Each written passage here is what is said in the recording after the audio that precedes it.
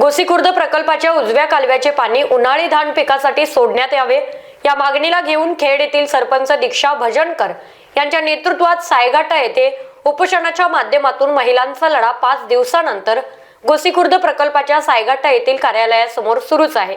शनिवार दिनांक 20 डिसेंबर रोजी प्रहार जनशक्ती पक्षाचे अध्यक्ष तथा शेतकरी नेते बच्चू कडू नागभीड तालुक्यातील दौऱ्यावरती आले होते।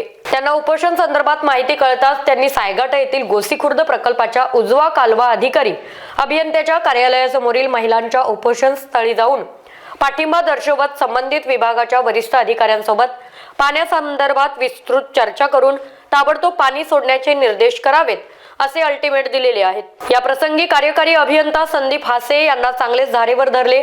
आपण स्वतः पुढाकार घेऊन आपल्या वरिष्ठ अधिकाऱ्यांना तात्काळ पाणी देण्याचे आदेश करावेत, अन्यथा तीव्र आंदोलन छेडण्याचा इशाराही बच्चू कडू यांनी दिलेला आहे। या प्रसंगी भारतीय कम्युनिस्ट पक्षाचे नेते विनोद झोडगे, माजी जिल्हा परिषद अध्यक्ष सतीश वारजूरकर, संभाजी ब्रिगेडचे तालुका अध्यक्ष सूरज तलमले, शिवसेना उद्धव बाळासाहेब ठाकरे गटाचे तालुका अध्यक्ष ज्ञानेश्वर बगमारे, शिवसेना उभाटा उपजिल्हा प्रमुख अमृत नखाते, शिंदे शिवसेना नेते तथा चंद्रपूर उपजिल्हा प्रमुख संजय पारटवारकर, शिंदे शिवसेना नेते तथा चंद्रपूर उपजिल्हा प्रमुख संजय पारटवार, शिंदे शिवसेनेचे तालुका प्रमुख नरेंद्र नरड यांच्यासह बहुसंख्य महिला पुरुष शेतकरी बांधव उपस्थित होते।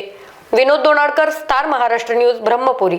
नवनवीन घडामोडी पाहण्यासाठी स्टार महाराष्ट्र न्यूजला सबस्क्राईब करा आणि ताज्या बातम्यांचे अपडेट मिळवण्यासाठी बेल आयकॉनला प्रेस करा आणि परिपूर्ण बातमी बरोबर रहा, इतरांपेक्षा एक पाऊल पुढे।